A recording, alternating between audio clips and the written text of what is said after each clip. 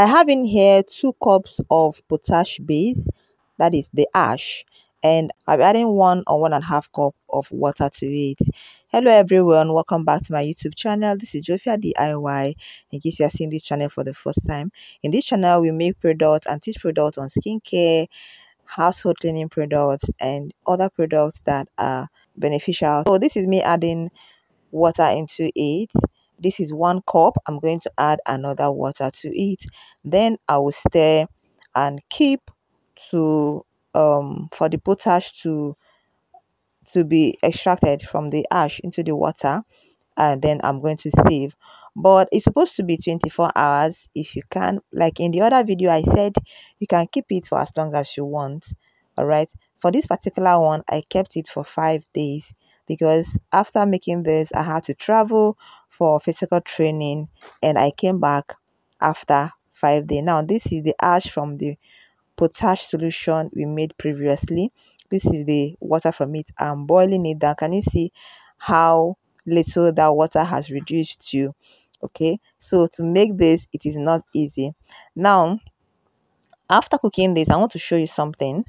I'm not actually making a black soup in this video, but let me show you something. You see, the water I got was about 1 liter from the previous potash solution video I made. Now this is the water. I'm cooking it to to the lowest minimum. Okay, I think I cooked it up to 50 mil, from 1 liter to 50 mil. Let's say from 1000 gram to 50 gram. Can you imagine? Okay, so the best thing to use for this cooking is either um firewood, or if you have if you're the type that use electric cooker, that is the best to use it. But for gas and kerosene, it's going to be another expenses to you. Okay, so now I've added the ash back into the pot after cooking to the lowest minimum, and this is me adding the oil. Okay, so I'm going to cook it and the until the soup is done. So this is actually how to make this. I pray I have chance to uh post or edit the video of the black soup I've made. So this is the soup boiling now. I'll cook until the soup is done, like when you are making your normal bar soup with caustic soda and you're using hot process. So you're going to cook it until the soup gels or until the soup is done. All right, so this video is not for black soup. Okay, so I just want to show you something. Now let's continue with our potassium solution, potassium hydroxide solution, local potassium hydroxide solution. After the 5 days I sieved the potassium solution, and I sieved it. I used this cheesecloth to sieve it, and this is the water I got. So I tasted the water. It's a bit salty. Yeah, it's a bit salty. So I added water, extra water to the solution to extract more of the potassium hydroxide.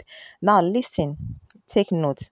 If you add more water to the potash, the ash, okay, and you extract the water, that means it's going to take a very long time. It's going to take time for you to cook or to dehydrate the water to the lowest minimum. Okay, but if you add little amount of water, you're going to cook it within a short time. It's going to dry up. All right, but I wouldn't mind because I won't be doing these processes here. I'll be taking the solution home to the house, then I will use electric cooker to cook it over the night. All right, so that is why I'm adding too much water. But if you don't have firewood, if you don't have the patience, if you don't have a source that will help you cook it for a very long time without you spending much, okay, you don't need to add too much water. Now this is the next day. I left it for another 2 days. Okay, after soaking it for 5 days, I extract it and allowed it to stay again for 2 days. All right, so it's almost like 10 days doing this. I allowed it to stay again for 2 days, and this is what I got up to 3 point something liter, almost 4 liters of this. Now how do I now do the last extraction? I use a neat cloth that I'm no more using, a cloth that maybe nobody is wearing at home, or a cloth, just you can buy a new cloth and do this, but make sure it's a cotton material. Okay, and I folded the clothes into five folds. I folded it into five steps. Okay, in order for the dirt or the ash that has entered the solution not to, go into the solution, you understand. Okay, so and the reason why I left it for extra 2 days is for the ash to go down, to settle down completely. You're going to see it now, the ash to settle down completely, so that when I'm filtering it, the ash won't follow the solution. Can you see it? Okay, so that is what I did, and I remove the clothes. Can you see the water now? So this is exactly what you're going to get. The water will be exactly like this. Okay, so if you have whatever that will make you sieve this to get this color of water, you can use is some people use sack cloth. Like my grandmother in the village, she used sack clothes. She put the clothes in a basket, a sack bag. She put the bag in a basket, place it with a towel, an old towel, then extract it immediately. She doesn't leave her own to stay for days. Okay, so the concentration I got using a hydrometer, it is 1 something. It's way lighter, very, it's not dense, it's not heavy. So I took this home. I started cooking it with a stainless pot. I also went home with my this pot. If you remember this pot, the production stainless pot I usually use for experiment.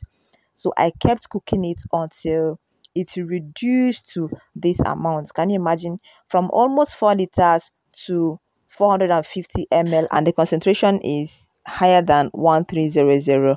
All right, for more videos like this, keep watching, subscribe to my YouTube channel, and if you find this video interesting and impactful, please leave your honest comments in the comment section. Contact the number on the screen for any other thing you want to find out from us. Thank you for watching.